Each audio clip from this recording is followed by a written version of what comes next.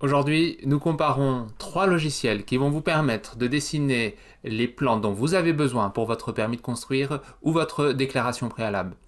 Vous verrez que nous avons sélectionné des logiciels qui sont vraiment adaptés pour que vous puissiez dessiner vous-même des plans conformes à ce que demande l'administration. C'est parti, comparatif.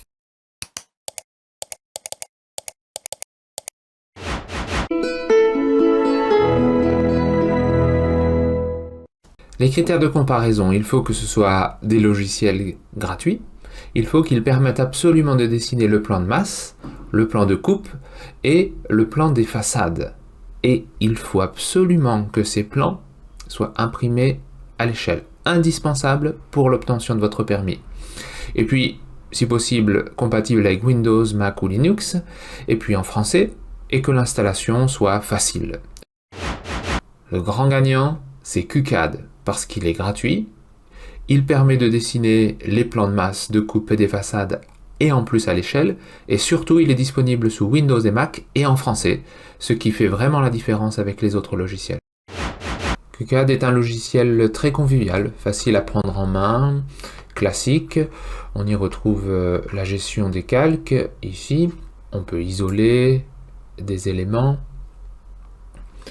Les outils sont faciles à prendre en main avec le système d'accrochage aux objets, ce qui est donc bien classique. Et puis la modification aussi des objets. Voilà, tout ça c'est très classique.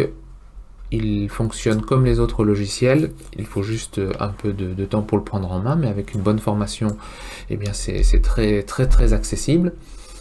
Mais ce que j'apprécie le plus avec QCAD, c'est qu'il permet d'imprimer des plans et de faire des mises en page qui sont conformes à la réglementation. Pour un permis de construire et une déclaration préalable, on peut faire ici un plan en A4, bien à l'échelle, pour le plan de nos façades par exemple, et on peut faire la même chose avec le plan de masse, le plan de coupe. Donc QCAD, c'est vraiment le gagnant de cette comparaison. Le Challenger NanoCAD Free. C'est un très bon logiciel, il est gratuit, permet de dessiner les plans de masse, coupe, façade à l'échelle. Le seul inconvénient, il est disponible seulement avec Windows et seulement en anglais. NanoCAD est un bon logiciel de DAO qui vous permet de faire les plans dont vous avez besoin pour votre permis de construire ou votre déclaration préalable.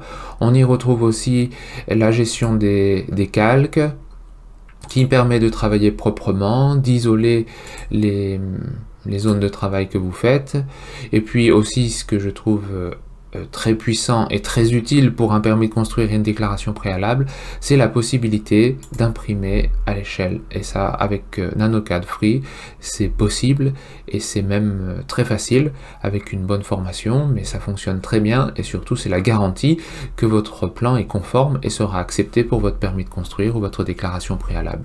Donc je recommande largement NanoCAD, même si les outils sont en anglais, mais ça reste quand même des icônes, c'est complètement gérable.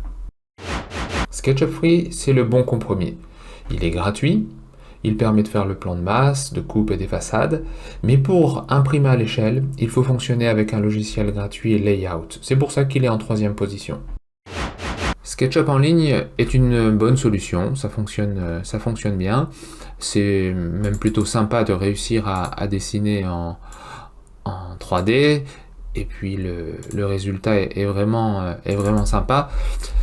Ça a juste un inconvénient qui n'est pas des moindres, c'est que même si vous réussissez à faire un beau dessin en 3D, vous allez avoir des difficultés à faire le plan de masse et surtout les façades et les plans de coupe à l'échelle. C'est vraiment le problème. Mais il y a une solution quand même, c'est une fois que vous avez modélisé tout avec la version gratuite en ligne, vous pouvez utiliser la version d'essai de layout et de réussir ensuite à faire votre mise en page durant les 15 jours où c'est gratuit. C'est une solution, c'est pour ça aussi que c'est pas notre premier choix.